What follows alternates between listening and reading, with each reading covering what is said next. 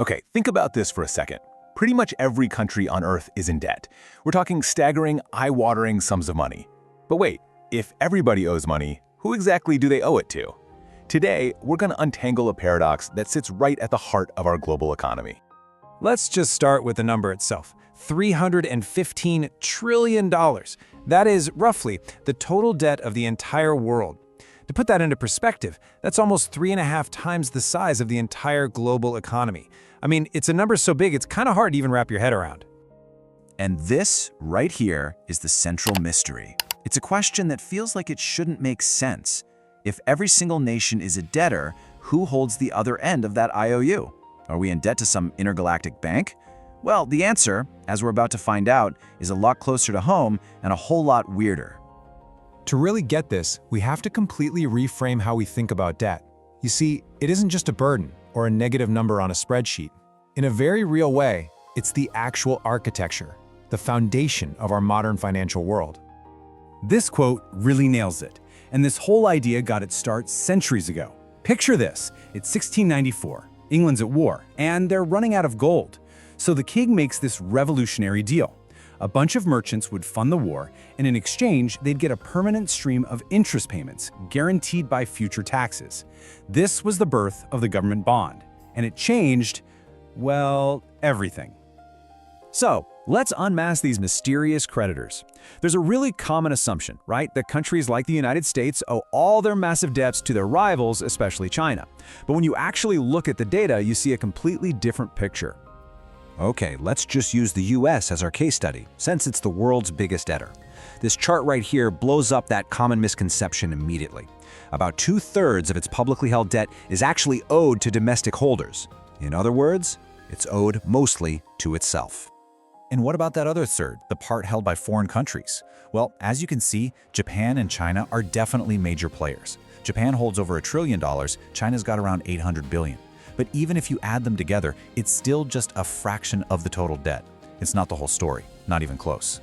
So here's the crucial point. The creditor is mostly just a reflection of the same system. The debt is owed to American banks, to the pension funds managing retirement for millions of people, to insurance companies, and even to the US Federal Reserve itself. America's debt is largely owed to, well, America. It's one giant circular system. Now, let's zoom out for a second. Because this circular logic isn't just happening inside one country.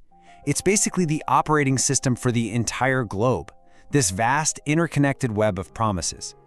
This diagram shows the flow perfectly. You've got Japan lending to the US by buying its treasury bonds. Then the US lends to Europe through institutions like the IMF. Europe, in turn, lends to developing nations. And then, and this is the key part, those developing nations lend right back to the US by parking their own money in those same super safe government bonds. I love this quote. It's the perfect way to think about it. The whole world is playing a game of hot potato, but the potato is made of promises. Every country is holding someone else's IOU, which is secured by another IOU. And there's really only one rule that keeps this whole game going. Nobody can decide to cash in all their chips at once. Okay, this brings us to what is honestly the most counterintuitive secret of this entire system. What I'm about to explain is probably going to change how you think about national debt. And it's why any politician you hear talking about paying it off is basically selling an illusion. Think about it. When you or I take out a loan, like for a car or a house, the goal is to pay it back, right? Get that principal down to zero. But as this slide shows, governments operate on a completely different logic. Their debt is not designed to be paid off. It's designed to be rolled over, forever, by issuing new debt to pay for the old.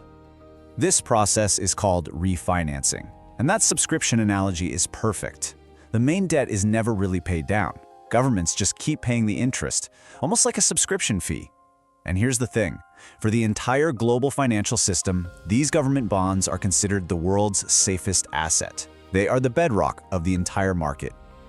And here is the ultimate paradox. If a country like the United States actually managed to pay off its entire debt, the whole system would come crashing down. Seriously. Banks and pension funds would lose their safest, most fundamental asset, the global money supply would shrink, and it would trigger an absolutely catastrophic collapse.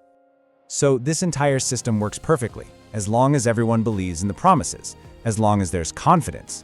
But what happens when that confidence breaks? What happens when the market starts to doubt a country's ability to keep paying its subscription? Well, history gives us some pretty stark warnings. We saw it with the European debt crisis back in 2010, which kicked off in Greece. We've seen it happen again and again in Argentina. And in 2022, we saw Sri Lanka's inability to service its loans lead to total economic and political collapse. And when that trust is lost, the consequences for ordinary citizens are just devastating. Bailouts, usually from the International Monetary Fund, come with these severe conditions: crippling austerity measures, massive tax hikes, cuts to public services, all of which can lead to mass unemployment and huge social unrest. All of this reveals the final layer of the mystery. The global financial system isn't really about numbers on a screen. It's about belief. It's about power. And ultimately, you have to ask yourself, who benefits from this engine that's built entirely on trust? So when we say a country owes money to itself, that's only half the story. The interest payments on that debt, they flow from the general population of taxpayers up to the large institutions and wealthy investors who are the ones actually owning the bonds. This creates a feedback loop, and it's a big reason why global debt and global inequality so often rise hand in hand. This quote just perfectly captures the ultimate truth of our $315 trillion question. The real creditor isn't a country or a bank. The world owes money to the system itself, a closed loop of trust.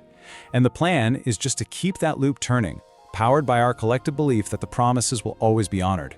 Which leaves us with the fundamental and maybe kinda scary question for the 21st century. This machine has been running for over 300 years, stretching the numbers further than anyone ever thought possible. The entire system runs on trust. So the final question really is, what happens when that trust runs out?